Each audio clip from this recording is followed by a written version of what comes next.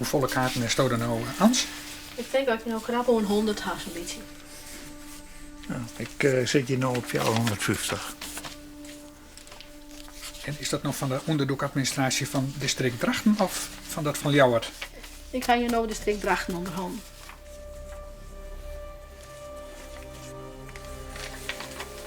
Volle Hastoon Hotel juster van het district Snits. Daar komt juist op een totaal van 2000. Nou, als we nou alle gegevens bij elkaar optellen, dan denk ik dat we zo'n 5100 kaarten hebben van onderdoekers. Dat we nog van weten waar ze zitten en waarom ze onderdoek binnen.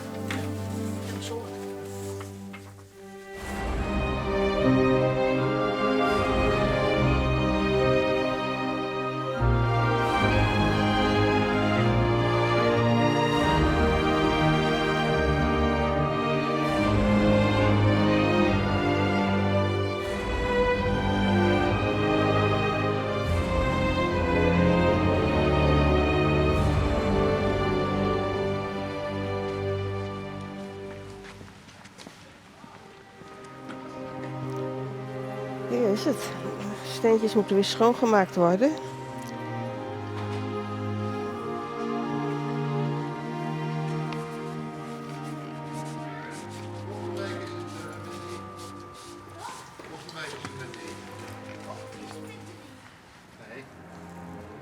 Maar hier woonde eigenlijk alleen maar Joden. In deze straat. Verder niks. Hier was de slaapkamer. En dan zat een alkoof en er was een lange gang. En dan was er een huiskamer en een keuken en een tuin en een bijkeuken. Er zit nog een heel groot huis achter, hoor. En mijn moeder die stond hier in de deuropening, die stond te huilen. Hier heb ik afscheid genomen van ongeveer. Hier heb ik afscheid genomen.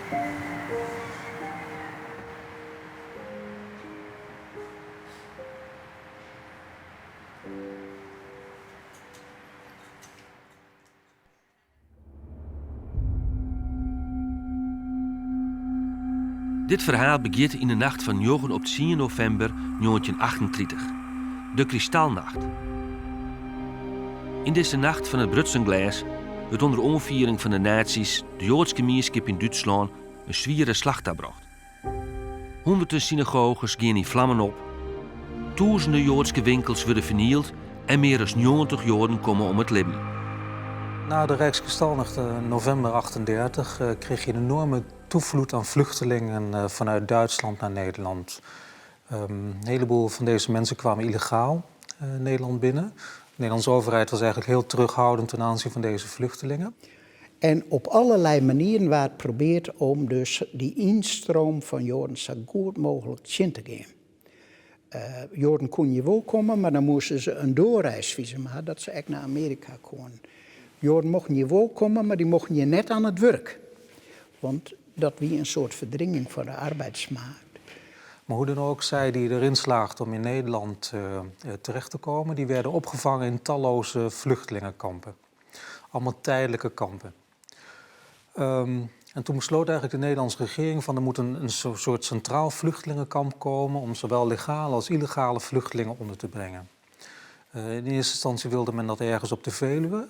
Dat is toen vooral door de koningin ook tegengehouden, want het kwam op haar terrein terecht. En de ANWB vond het ook geen goed idee, omdat het een toeristengebied was. Dus zeiden ze, weet je wat, we gaan iets naar het noorden, naar Drenthe, provincie Drenthe. Het moet wel in de buurt van een redelijk grote stad zijn, zodat je in de buurt bent van voorzieningen, maar vooral ook dat er een ziekenhuis aanwezig is. En men koos toen voor een plek op de hei in de buurt van het dorpje Hooghalen. Het centrale vluchtelingenkamp gaat in 1939 iepen en krijgt de naam Westerbork. Hoewel de Duitse Joden nou onderdak ha, maakt het Abraham Lewisohn verjout in botzwargen oer haar lot. Als opperrabijn van Friesland en Drenthe zucht hij de Joden van Westerbork als een deel van zijn kudde.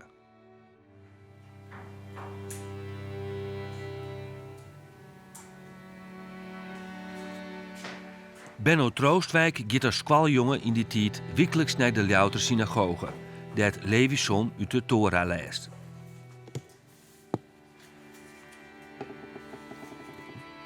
gedreven man, ja. Nou, alles wat hij deed, zijn werk. En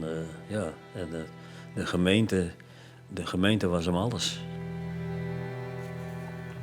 Ik kwam regelmatig, ik loop bijna elke week, kwam hij in Westerbork.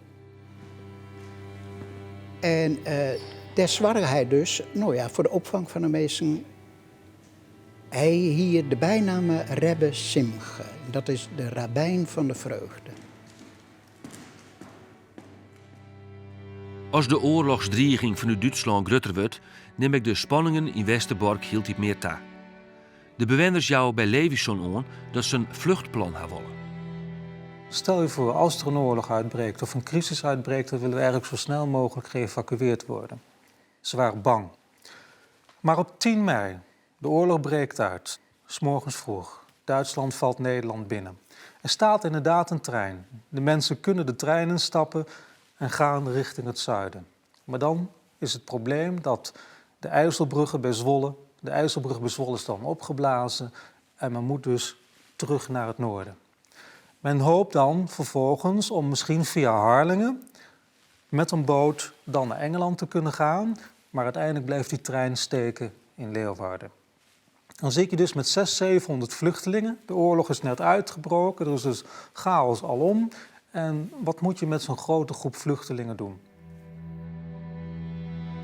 De Duitse Joden werden allereerst opvangen in het beursgebouw in Ljout.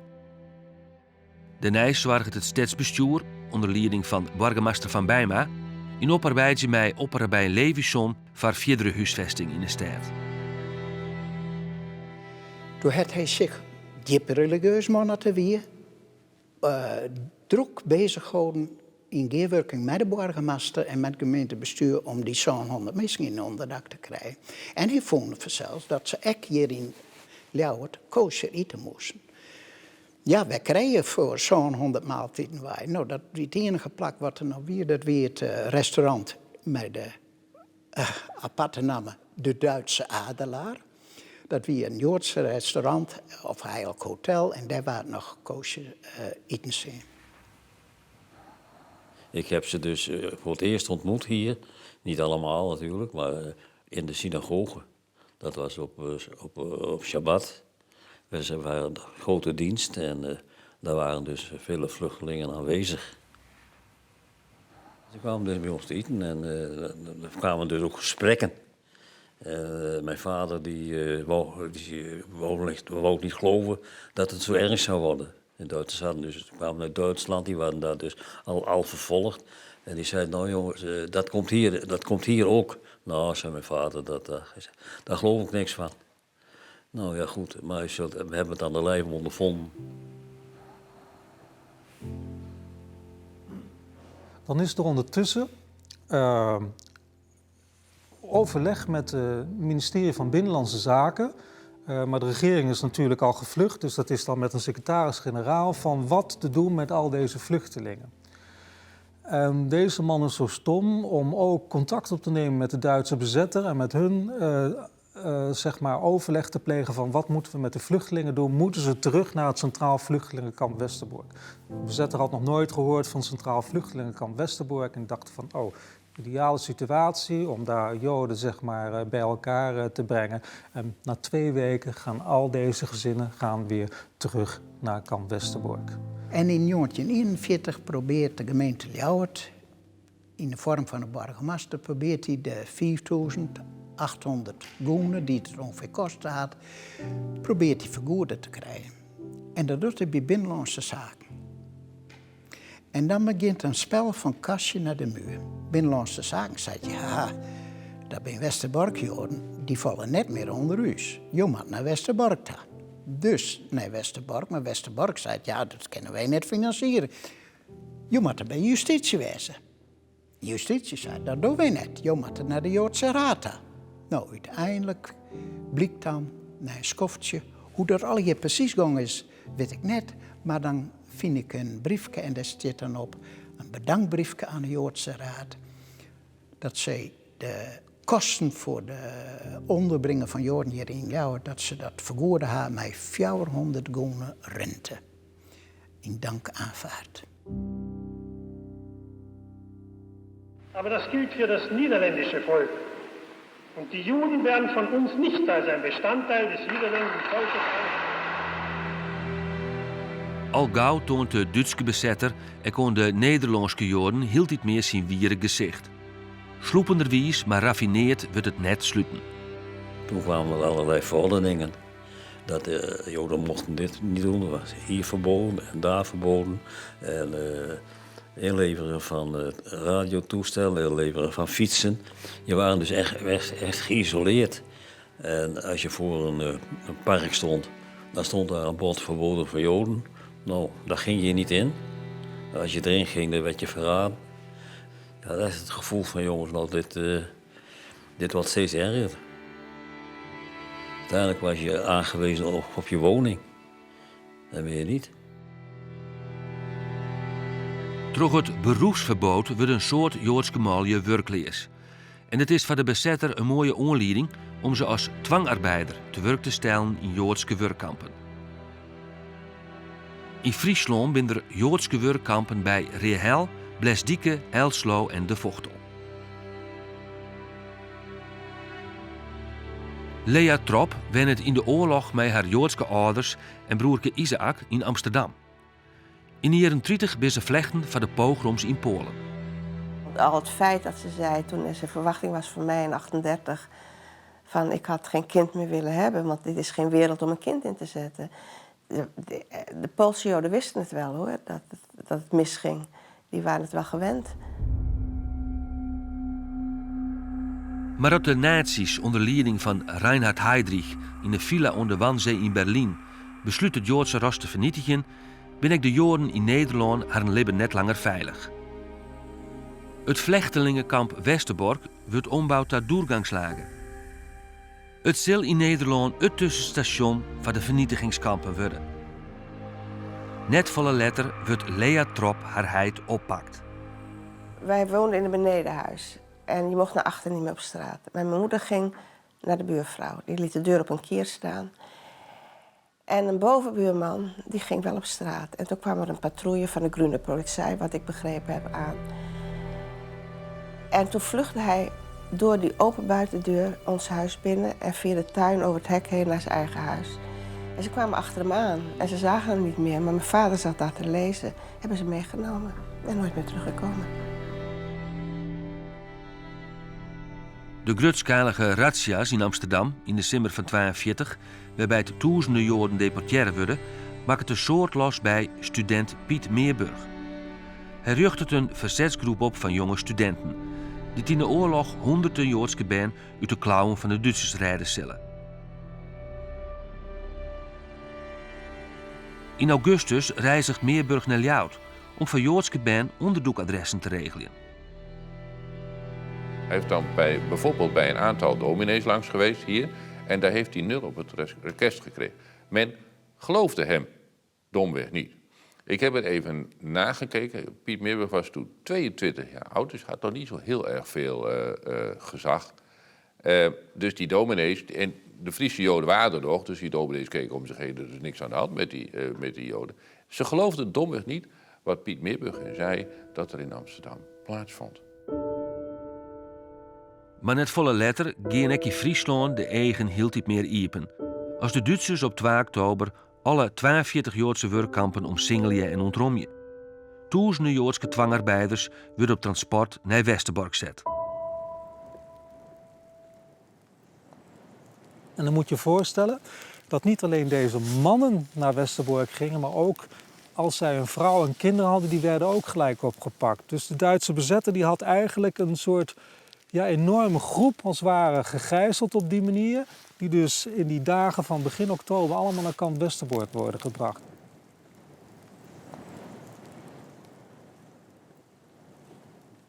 Bedden stonden hier, allemaal zo naast elkaar, af en toe een tafeltje. En die barakken waren zo vol dat ook hier allemaal bedden stonden. Dus je kan je voorstellen, het was één groot pakhuis van bedden, bagage. Het zal er ook niet echt fris geroken hebben. En daar moesten de mensen dan in die drukte en die chaos moesten ze een plekje ergens op een bed zien te vinden. Westerbork telt die dagen 2 keer zo volle meesken als dat het kamp houden kan. De deportatie van Joden naar de vernietigingskampen bereikt in de weken daarna een hoogtepunt. Nu de Jodenvervolging voor elke nie een heel meer duidelijk wordt, krijgt Piet Meerburg in een voet aan de wal in Friesland. Zijn nicht Mia Koeling, hulppredikante van de hervormde kerk in Snits, is gevoelig voor zijn fysiek. Zij was heel goed bevriend met de kapelaan, de katholieke kapelaan Gerard Jansen. Die heeft ook toegezegd om mee te werken. En samen zijn ze toen naar de doopsgezinde predikant gegaan. De dominee Willem Mesdag, ook in Sneek hier. En deze drie hebben een organisatie gebouwd om kinderen op te vangen, Joodse kinderen op te vangen, hier in Sneek. Iedere lid van dat trio ging in de eigen achterban op zoek naar adressen. En omdat het een geestelijke was die dat vroeg, is het heel moeilijk om nee te zeggen. Daarbij had Gerard Jansen een groot voordeel boven de andere twee. Hij was katholiek, hij ontmoette mensen in de biechtstoel. En als mensen daar zonde aan het opbiechten waren, dan zei hij van die zonde kunnen je wel vergeven worden als je bij wijze van boetedoening een Joods kind in huis neemt. Nu er een link met Friesland leidt, worden er wekelijks door studenten in verpleegsteruniform Joodse band bracht. De meesten worden uit de crash naar de Hollandse Schouwburg smokkelen. De Joden die gepakt werden, ook mijn ouders dus, die gingen naar de Hollandse Schouwburg.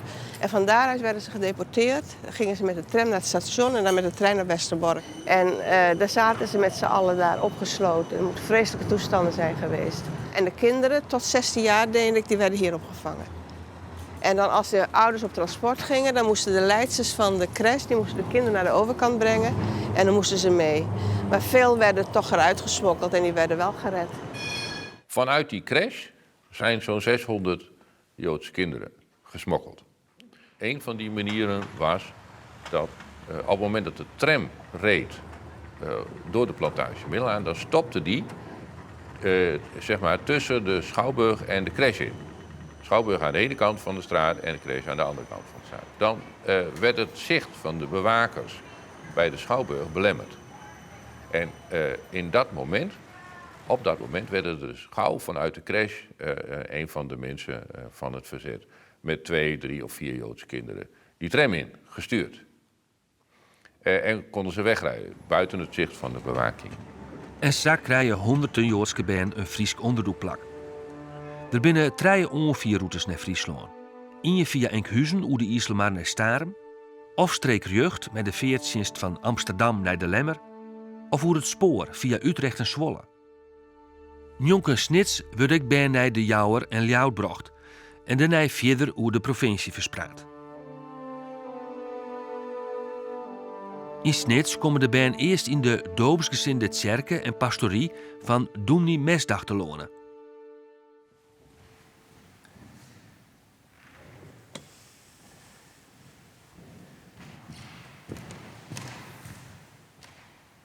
De kerk en de pastorie samen vormen het centrum van het verzet. Hier sprak hij zijn gemeenteleden toe. En in de pastorie waar hij zelf woonde, dominee Mesdag, daar kwamen de mensen die zich bezighielden met die Joodse onderduik samen om daar afspraken te maken, om adressen uit te wisselen en om kinderen op te vangen die dan van daaruit weer naar andere adressen werden gebracht.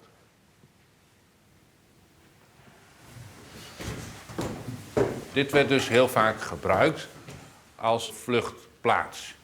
En dan hadden we een grote verstopplek waar echt mensen naartoe konden als er onraad dreigde in de kerk of in de pastorie. Lea zit in Amsterdam op de Sophie Rosenthal Bewaarschool, een beukenskwalle van Joodse band. In februari van 1943 besluit Manja haar 4-jarige dochter in veiligheid brengen te laten. Wat ik me van herinner, in de slaapkamer stond ze. Ze was een koffer aan het pakken. En er was nog een echtpaar gekomen om mij goeiedag te zeggen. En die verpleegster, zal ik maar noemen, die kwam om me mee te nemen. En mijn moeder stond te huilen. Toen draaide ik me nog om naar haar en toen zei ze, ik kom je halen. En dat is natuurlijk nooit gebeurd. Maar toen aan het eind van de straat, het is maar een heel klein straatje, toen was het zwart. Toen wist ik niks meer. En toen ik weer wakker werd, zat ik in de trein. En het volgende moment wat ik me herinner is dat we in de winkel binnenkwamen, de bakkerswinkel. En dat ze er allemaal stonden, alle kinderen. En ik zie Annie nog staan met de blonde krulletjes. Ja, wat ik me herinner is dat we een famke met zwart hier en een piepen kroon. Een schat. Een allerleerst wiefke. Omdat uw zusje stond weer, dat wij haar voort in de armen besloten hebben van, die houden we, want die heeft buis. Nou ja, ze kroept dus zwem dus en zo door mijn zus. En daar zag ze haar haar. Kreeg ze wat naar Apke, no? Die bij de mem, zie ik het. Ze weer verlenen. Dat die weer... Je werd bij je mem waai, ze weer haar huid ook kwijt, bij haar broerke waai. En dan kom je bij poorvreemde mensen. Lea is de eerste onderdoeker in de bakkersfamilie van Sjoerd en Ietsje Kampen in Appegeer. Maar daar zal het net bij blijven. In de reen van de oorlog komen er heel iets meer onderdoekers bij. We waren met Heide Mem en zo'n band. Er kwam Lea bij. Nou, na Stadigon kwamen er meer, dus een stukje zo'n, 8, soms 9. En dan koerde ik altijd naar zijn ma eten, als er weer zijn voort. Dat was altijd volle bak. Heide hier een stelle regel: verberg de verdrevenen en vergeet de herbergzaamheid niet. En daar leefde hij uit en naai. Maar dus mem moest dat ik goed vinden natuurlijk. En dat vond ze, want ze stierde erachter. Dat die ene keer dat ze ik wapens bij ons brengen wonen.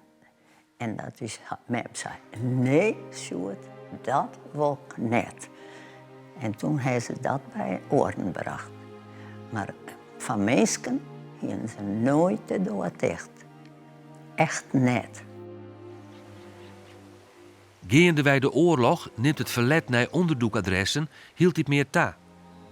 Appegeer telt op een stuit meer dan 50 onderdoekers. Dat hele dorpje van 12 huisjes, dat zat vol. En ook de boerderijen eromheen. En iedereen wist dat ik een Jodinetje was. En in elk huis waren onderduikers. Het was een tijdbom daar. Ik weet geen huis waar geen onderduikers waren. In de vierde omgeving, zo ik net inweten heb, dit hier fout weer nemen we dat. En als ze net fout weer, dan hoefde je net zo bang te wezen. Appegeer lag midden in de polders en er weer geen dik. Die weer een paadje erin, naar de rieg en een paadje in de ketting. Dus dan heb je natuurlijk een ideaal plak. In een soort Orenfrieske dwarpen gaat het krekliek za. En haast elke nien is er van op een hechte en werkt het er op de ene voren wijze om mij. Die collectieve verantwoordelijkheid noem ik een soort kokon. Het is een kokon die wordt gevormd door alle bewoners van een dorp of van een netwerk. En het collectief zorgt dan voor de veiligheid van de onderduikers.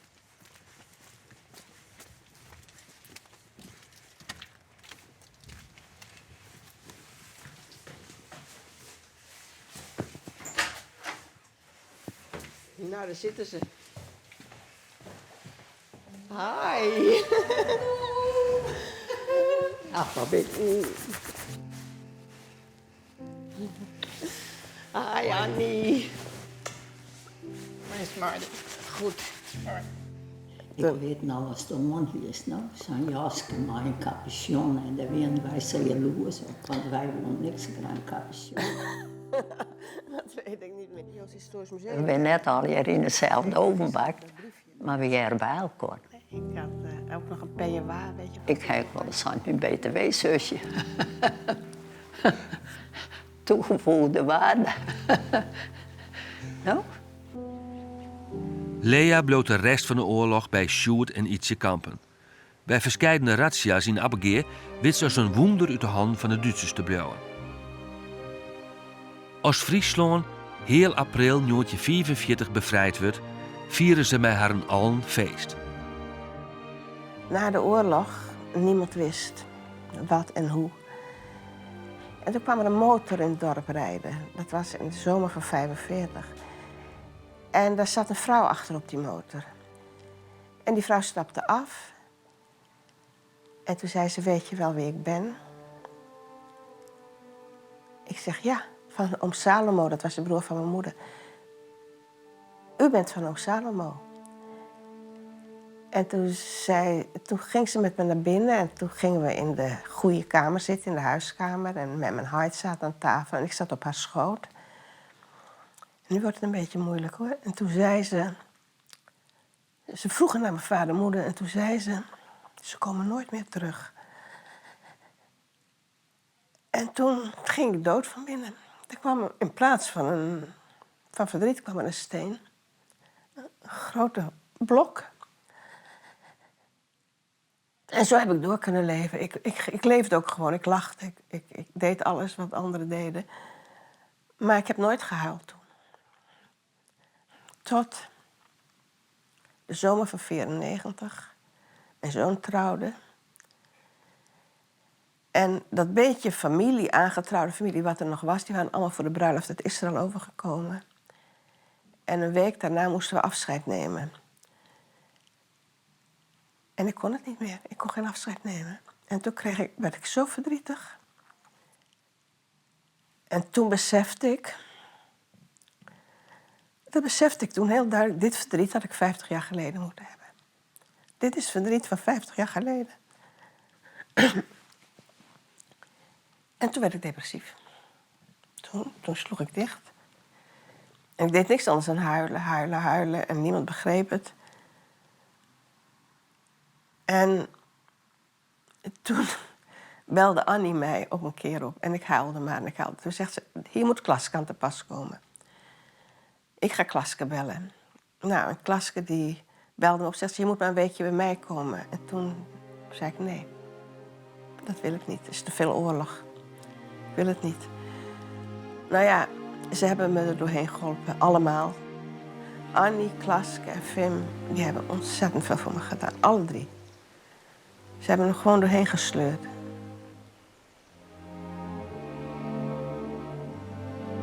Ja, hier is het graf van Hart en Mem, hè? Met Freke erbij. En dat is voor alle toekomst. Jij houdt het school, hè? Ja.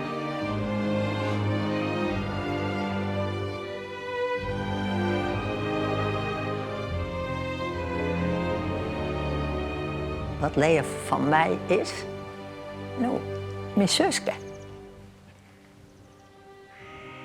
Oors kan we het net zien.